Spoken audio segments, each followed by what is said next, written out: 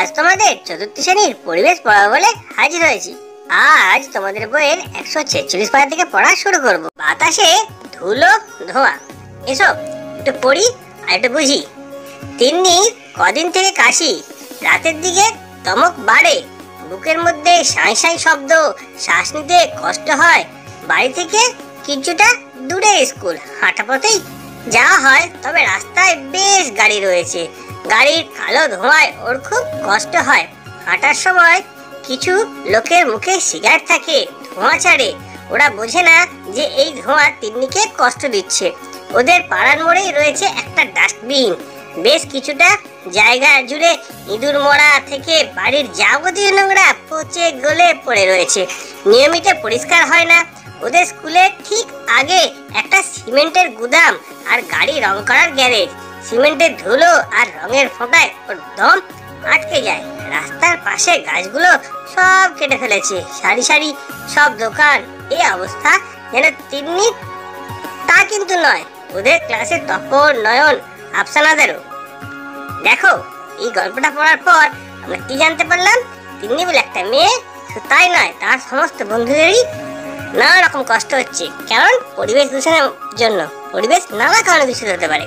এরপরে দেখো একটা ছক দিয়েছে, সেই ছকটা আমরা পূরণ করেছি। কি বলতো, কি থেকে খারাপ হচ্ছে আর কি ধরনের বীজ বেরোচ্ছে সেটা আমাদের জানতে হবে। দেখো, যে সকল গাড়ির ইঞ্জিন লাগানো ভ্যান গাড়ি, তাদের কি হয় বলতো, তাদের কালো ধোঁয়া বেরোয়। কারখানার চিমনি থেকে কালো ধোঁয়া আর রাসায়নিক বাষ্প বেরোয়। পুরোনো গাড়ি থেকে কালো ধোঁয়া বেরোতে দেখা যায়। জ্বালানি চালিত যানবাহনে সেখানেও বিষাক্ত ধোঁয়া থাকে। আর সুগার মিল দুর্গন্ধযুক্ত বিষাক্ত পদার্থ থাকে, এমনকি ধান কলও মিলের ধোঁয়া থাকে। এইভাবেই কিন্তু আমাদের পরিবেশটা দূষিত হচ্ছে। কিন্তু কি করা যায় বলতো? তাহলে ওটার পর আমরা চলে আসছি জল, বায়ু আর মাটির দূষণ। দেখো, ক্লাসে গ্রামের পরিবেশ নিয়ে আলোচনা হচ্ছিল। দিদিমণি বললেন, মানুষের জন্যই তো বাতাস, জল, মাটি খারাপ হয়ে যাচ্ছে, মানুষের ব্যবহারের উপযোগী থাকছে না। এমন হলে বাতাস বা মাটি বা জলের কণা দূষিত হয়েছে বলা হয়। তাহলে দূষণ বলতে আমরা কি বুঝি, এখান থেকে আমরা বুঝতে পারছি। নিচের ছবিটা তোমরা ভালো করে দেখো, কোথায় কোথায় দূষিত হচ্ছে আর টিক দাও। আর সেখানে কি জন্য দূষিত হচ্ছে বন্ধুর সঙ্গে আলোচনা করে ফাঁকা জায়গা পূরণ করো। দেখো, একটা ছবিতে আমরা দেখতে পাচ্ছি একটা উড়োজাহাজ উড়ে যাচ্ছে আর তার ধোঁয়া বাতাসকে দূষিত করছে। তারপরে দেখতে পাচ্ছি কারখানার চিমনির ধোঁয়া। কারখানার চিমনির ধোঁয়ার জন্য পরিবেশ কিন্তু প্রচুর পরিমাণে দূষিত হয়, ঠিক আছে? তার নিচে দেখো কি রয়েছে, ইঞ্জিনের ধোঁয়া। দেখো, পাম্প দিয়ে জলাশয় থেকে জল তুলে সেচ কাজে লাগানো হচ্ছে, কিন্তু সেখানেও ইঞ্জিনের ধোঁয়া আছে।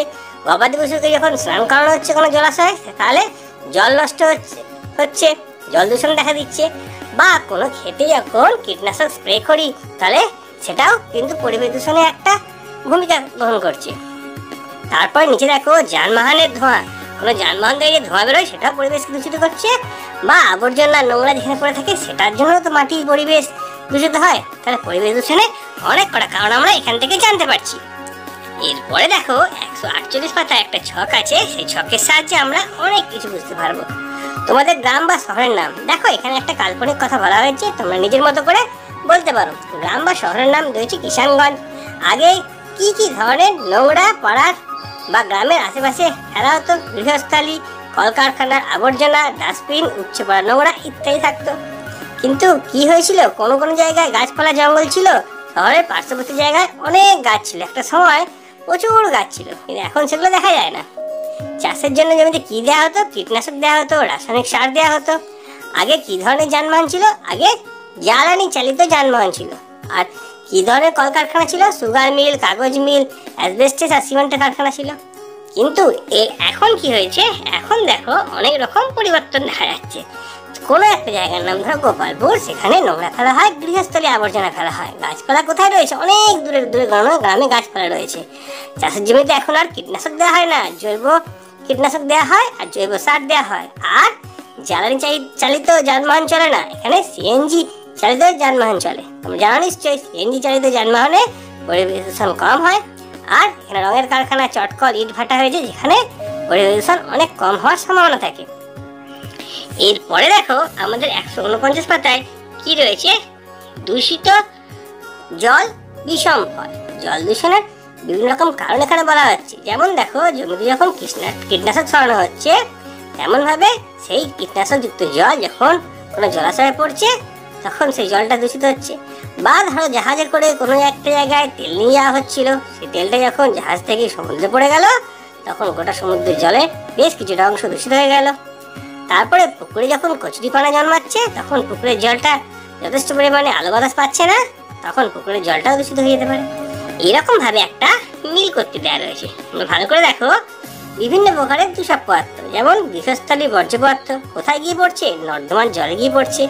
প্লাস্টিক কি ক্ষতি করছে? প্লাস্টিক দেখো মাটির সঙ্গে মাটির জলে মিশে যাচ্ছে না, এবং মাটির জলকে নষ্ট করছে। তারপরে কারখানা বর্জ্য পদার্থ নদীর জলে গিয়ে মিশছে। আর কৃষিক্ষেত্রে কীটনাশক খালের জলে গিয়ে মিশছে। আর লঞ্চ বা জাহাজের তেল, এটা এইমাত্র বললাম, সমুদ্রের জলে গিয়ে মিশছে, তা সমুদ্রের জলের ক্ষতি হচ্ছে। আর কচুরিপানা পুকুরে হয়, তা পুকুরের জলকেও ক্ষতি করছে। বোঝা গেল? এইভাবেই ছকটা আমরা পূরণ করেছি। তারপরে নিচের বক্তব্য লক্ষ্য করো, কি কি সমস্যা হতে পারে লেখো।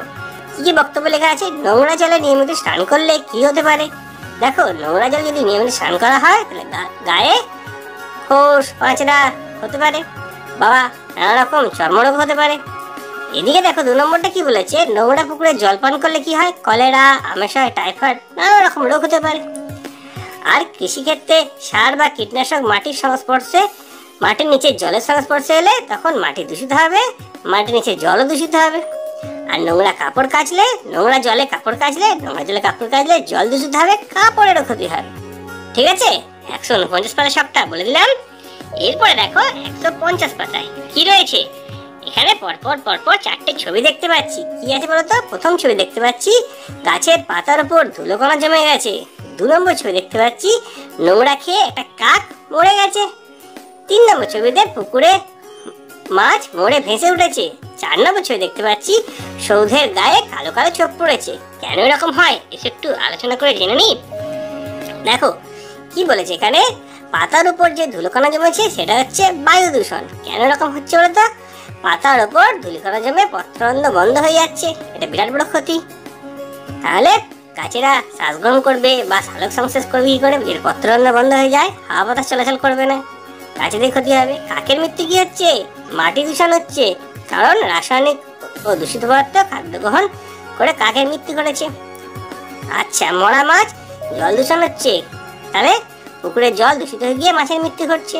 আর সৌদের গায়ে কালো কালো ঝাপ, তার কারণ হচ্ছে বায়ু দূষণ, পাথরের রং বদলে যাচ্ছে, পাথর ক্ষয়ে যাচ্ছে। আর আজকে ভিডিওটা ভালো লাগলে লাইক, কমেন্ট, শেয়ার করবে। চ্যানেলে নতুন দেখো, চ্যানেলটা সাবস্ক্রাইব করবে।